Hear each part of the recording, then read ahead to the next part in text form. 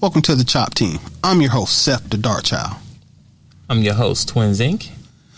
Our show is about two guys and any friends that happen to come over with a topic that we want to chop up. This is our barbershop style podcast. We discuss it all. If the fellas at the shop will go in on it, we will. Let's chop it up. What's going on, good people? Hope everybody's having a wonderful and safe and healthy day. What's going on, Seth? Hey, man, just trying to survive out here in this real world here. Yeah, definitely. I know people who've been gone for a minute. You know, we've been practicing our social distancing and maintaining and trying to stay out the way and stay healthy. But, you know, we still got to link up and talk to you people for the listeners who are one of our loyal listeners. You know what I'm saying? Someone asked me, Dwayne, when you doing another show? I'm like, oh, okay, my bad. You know, I didn't think people was really tuning in like that. I'm like, yeah, man, I love it. So here we are. We back at it. And we trying. Right.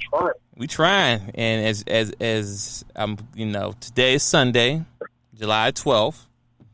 You know, as you see that we're still in this pandemic, right? What, 4 months in? 4 months headed. I mean, I don't even know because mentally I feel like I've been in prison for like 5 or 6 years. Wow. Well, I don't know how people do jail, bro. How do they do jail? Well, we all getting a little taste of it. You know what I'm saying? But as you see in the title is called "What's to Come?" COVID-19. So this thing about this, people, we're now in July, and it's July 12th, so we're mid-month of July, right? Mm-hmm. And when we think about when this COVID first started happening, when it first happened, the weather was fall, right? Or spring? No, it was spring. It was winter. No, winter, man. It was it was February when we first heard this kind of jump coming through. Right. And the reason why I say that because I remember they saying that once the weather warms up, the virus is gonna go away. Right? I don't know about you. I know me and Seth, we both in this hot Atlanta, and man, it's hot. Okay? But I mean, honestly, it's like 100 degrees in the sun. Right. But the thing is this, the numbers are going up. And you think about all the hot places within the United States have the highest rates of the COVID cases. You know, Texas shutting back down again. Florida is like breaking numbers every day as far as the most reported cases in a day, not just in a month, like every day, new record. Like this isn't like this is a game that we're playing. We're not this is not Jumanji. You know, we're not trying to have the top record of the most cases in a day. You know, it's like every time I turn the news on, oh, today was the breaking record. I'm like, wasn't that yesterday? The number keeps growing. Dude, that's just poor management on our side, bro. I'm a gear grind on that a little bit, just listening to the news in a little bit. No, that's fine. I mean, at the end of the day, you know, when it first started happening, when they told everybody just to stay home, don't go anywhere, don't do anything, people refused to do it. And now here we are now. We have over 1 million deaths of COVID. That's just 1 million people dead. The numbers are through the roof. I don't have the numbers because at this point, it gets draining. You know what I'm saying? You try and keep up with it, and it's just sad, you know, because at the end of the day, like even right now as we're talking, there's someone who's either on the machine right now or someone just passed away. Like, let that sink in, people. There's someone right now who's on a machine that's helping them breathe because they can't breathe on their own at this point now. And at that stage, either they come out of it or they done. Like, you know, so it's real out here, people. And like I said, we want to talk about what's to come because, well, let me give you a heads up. Here's what's to come, people. You know, when the COVID first happened, you know, people was worried about finances and monies and bills and all that stuff like that, right?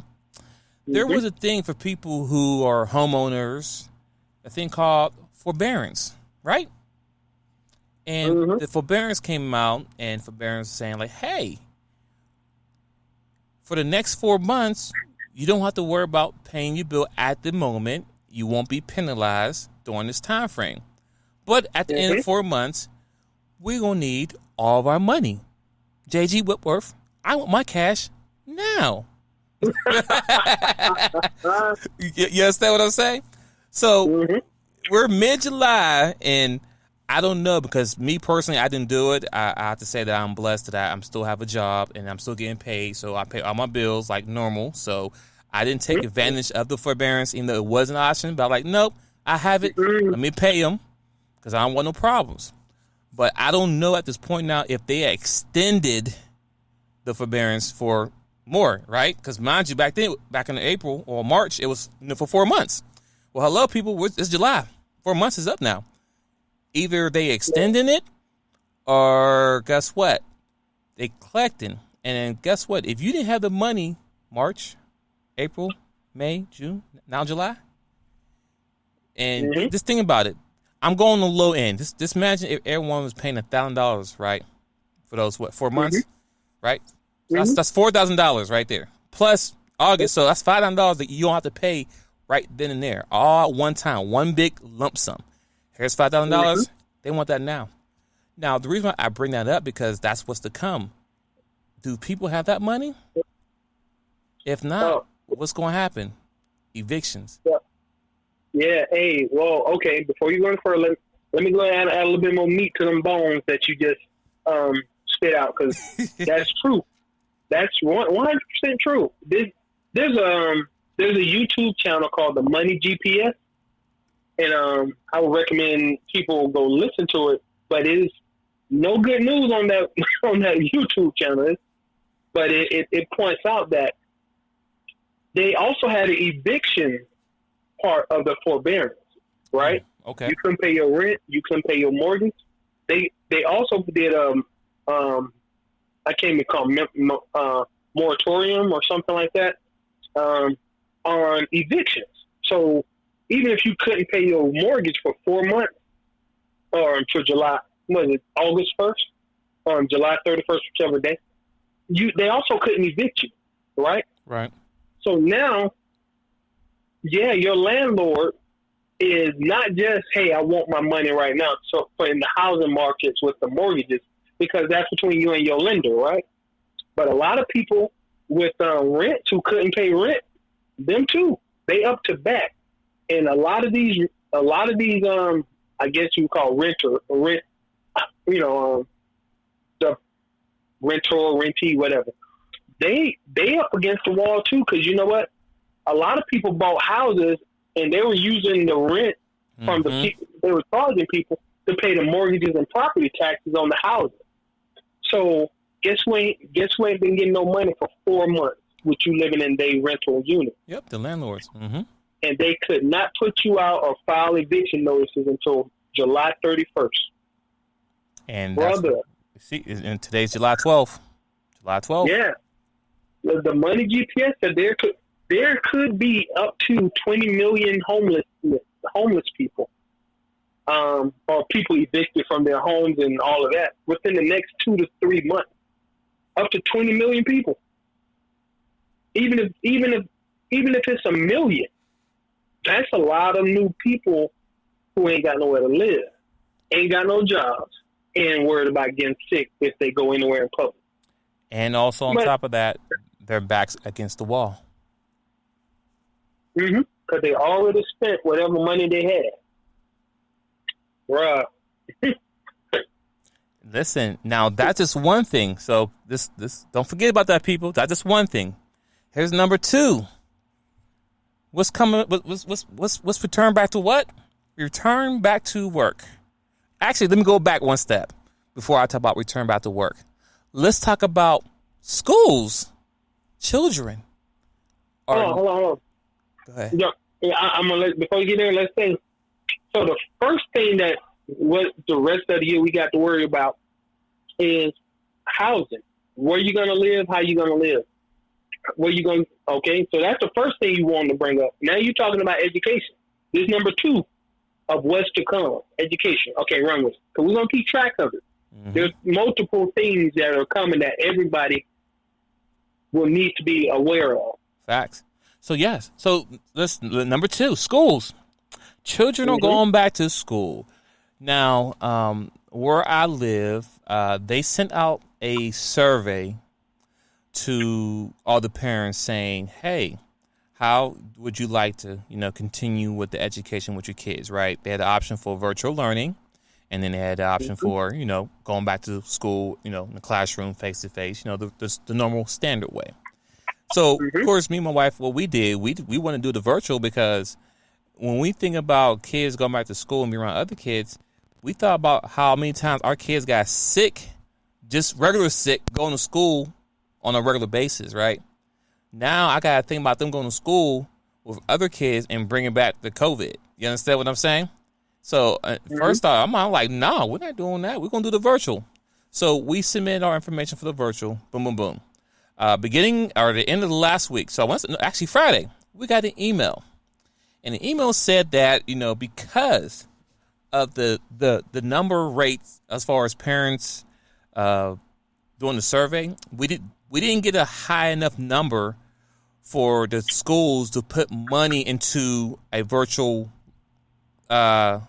teaching. They're still gonna be teaching, and what I mean by money into the virtual teaching is like they had teachers they was gonna pay to dedicate it as far as virtual learning. They're gonna put everything together. When the kids will have the classes, they'll walk them through XYZ, right? So the teachers will be the head of that, and kids will sign in and go online. But because there wasn't a lot of people who said, no, I don't want to do that, I'm sending my kids back in, they still going to have an option for us to do virtual learning. But the only difference is now that we don't have that support as far as knowledge and skill. So they're going to provide us parents with the material the kids need to learn. But guess what? You're on your own. Okay, here's the material. Good luck with that. You should spend about at least 2 to 3 hours per day on the material with your kids. Good luck. Bye. So go ahead. I do want to add a little color to that because I just read this article like 20 minutes ago, maybe.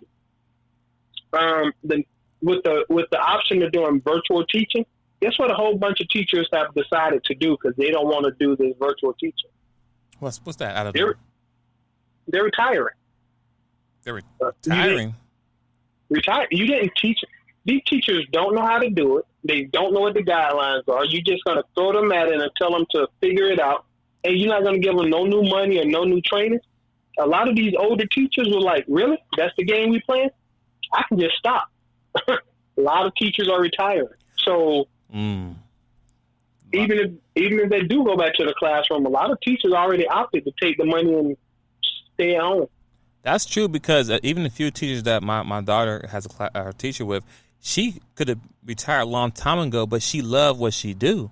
But now you think about the pandemic was going on now. It's like if she goes to school and try to teach these kids, she loved the kids and it's a passion because she's still doing it. She could retire any moment. But now if she does that now, she's now putting her life at risk. Because you know how many times parents send their kids to school and the kid's sick, they shouldn't be there. Mm-hmm.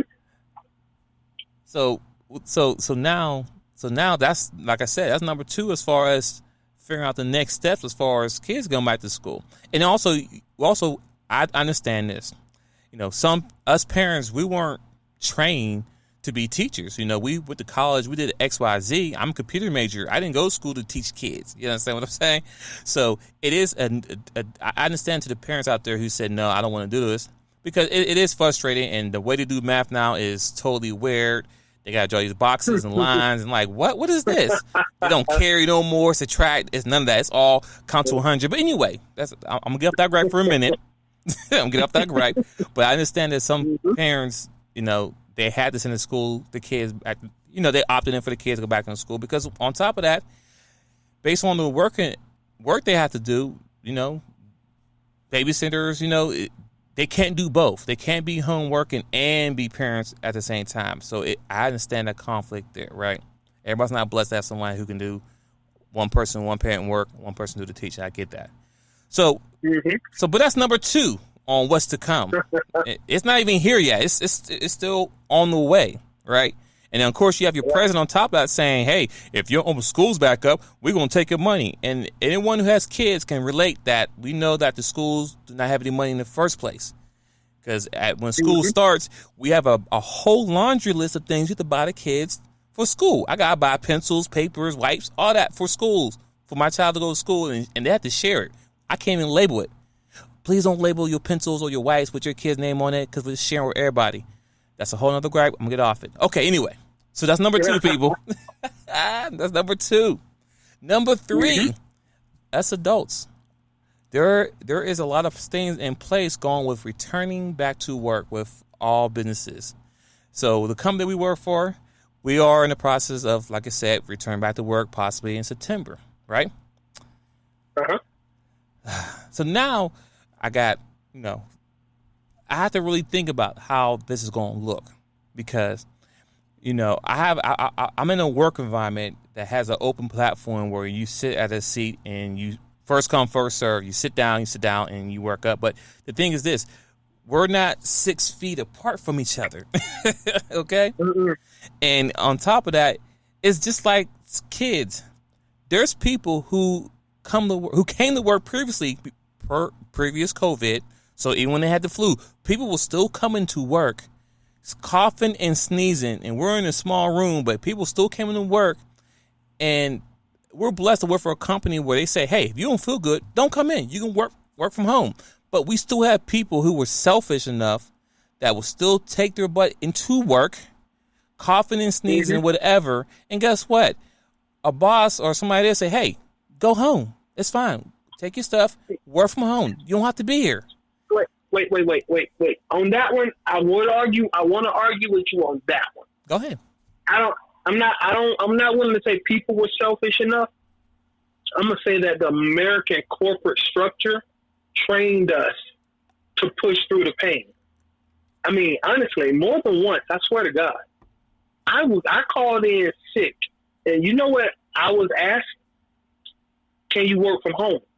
I'm like, I guess. Okay, then just work from home. You ain't got to come to work. You know what I'm saying?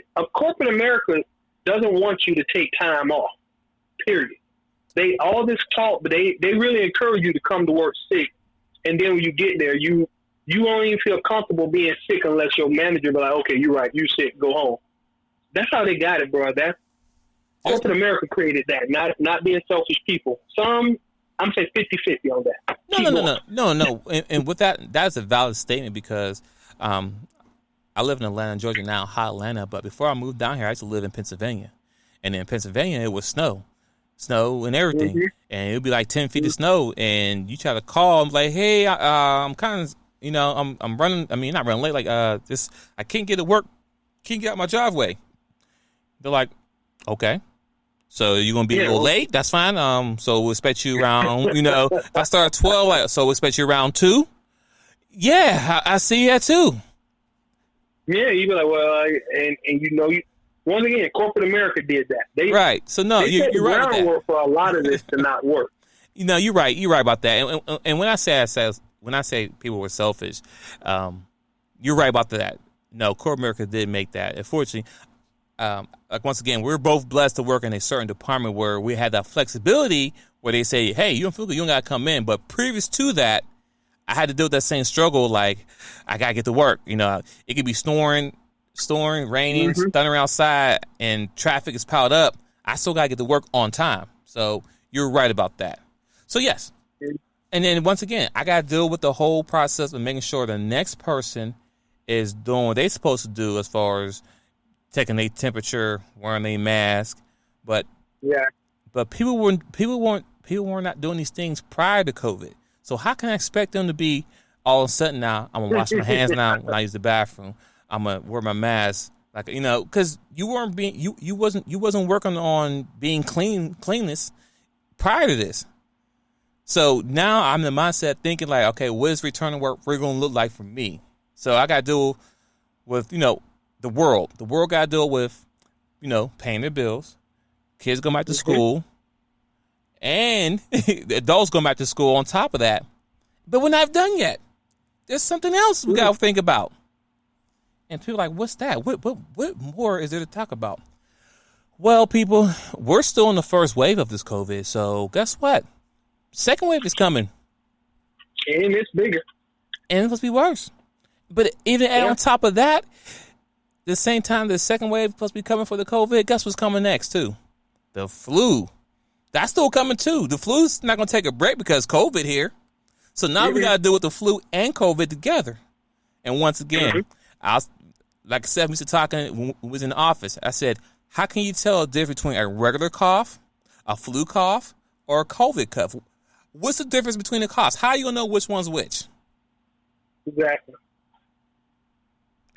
So, people, these are some of the things that we have to look forward to, and we're past half the year because now we're in month 7 now.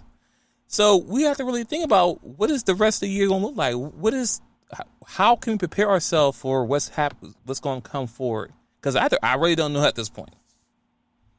Well, yeah, I just want to add on. I don't want it to seem all doom and gloom, but I also don't want to sugarcoat how crazy this is where we're at right now.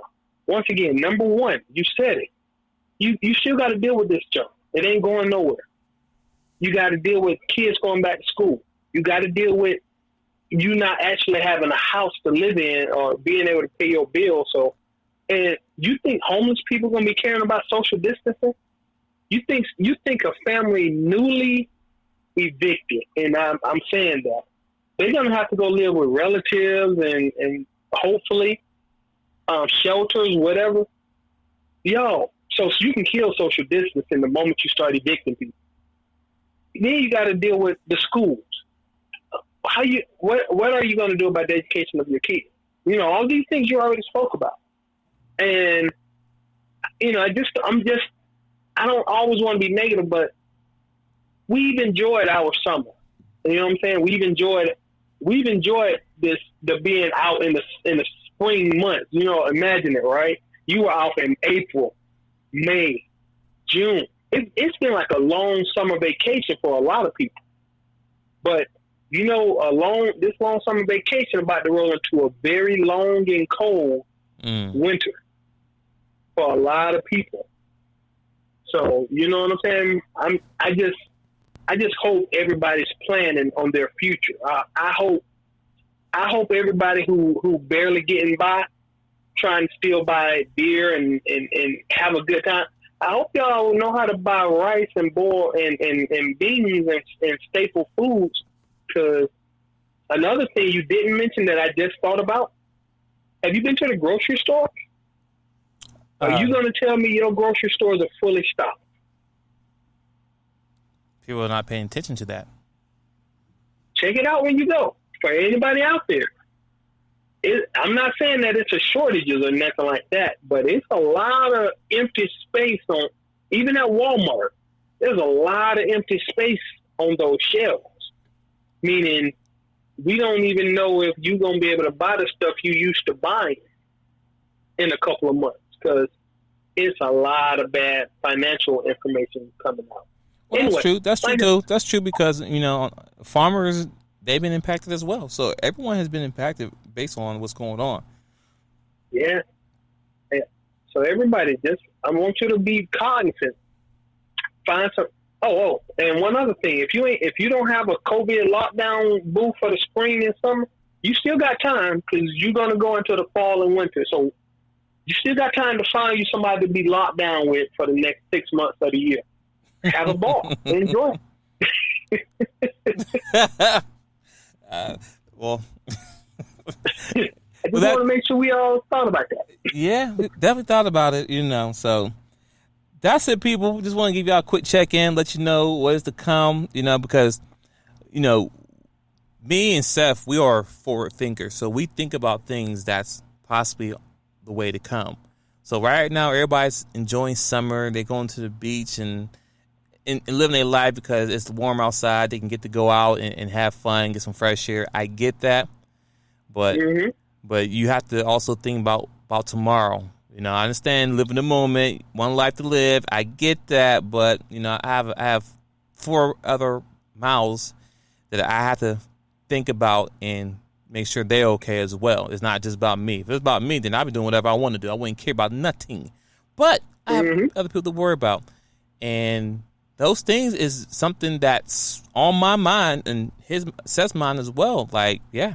And then also, like he said, though, you have to, we talked about this on previous shows. Make sure you get your gun license and make sure you got your firearm. Because at the end of the day, when people start getting evicted, the unemployment rate is still over 18%. So, I mean, with 18%, I think 18 million people are still unemployed, right?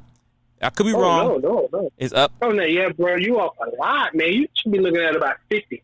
Oh, okay. Because I thought I saw something where the numbers going down where people. But okay, so regardless, anytime there's over 1 million people unemployed, that's something to think about. I don't care how you chop it up. Either way, get it the chop. No pun intended. But anyway, but once again, people getting evicted, families getting kicked out, families got to deal with other family. If not, they're homeless. People unemployed.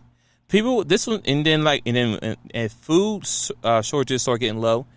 This is where people get into robbing and stealing because it's survival of the fittest. Yeah. So I ain't want to touch too much on it, but you need to. Yeah. You gotta think about tomorrow and prepare for the worst. Yeah. I rather over prepare and then don't like ooh. Well, I don't need these 20,000 guns I'll purchase. Whew, okay, well, I have them for, in the future, but I'm good now. But I'd rather have them than have not. You know what I'm saying? So just be mindful, people. Like I said, put some money to the side. If you haven't started saving from when I said back in March, you need to start saving now because anything can happen and you got to be on top of this. Because as of right now, as you see, our president and our government officials, everyone's knocking head against each other. President wants you to go back. Our mayor don't. Our governor does. It's just, no one's on the same page. No, you know what? For everybody who still think that it's going to be all right and might get better, did anybody happen to see the picture of that person who is y'all president wearing the mask for the first time? Oh yeah, I did see that. I didn't know if that was fake or not, but I did saw that picture. Well, yeah, no, that's it. He wore a mask for the first time, and the point being, if this fool here finally caved into reality and put on a mask, it's bad, right? Yeah, that's true, because he was the main one saying, right, he was the main one saying, no, I don't need masks. Don't need masks. You're fired. That's all I'm going to say. Exactly. That's all I'm saying. When the idiots finally start acting like they got some sense, you should be really, really, really worried. Like idiots don't do nothing when they supposed to. All right, people. So be safe out there. We're gonna close it right here. Anything else from you, Seth? No, I'm just once again, everybody, please be safe, take care of yourself, and you plan for the future because this country is in a weird spot right now, and don't assume everything. We know it, but going back to business as usual. Don't assume it's going to be all good. Plan for the worst and hope it gets better. All right, people. We out. Later. Mm-hmm.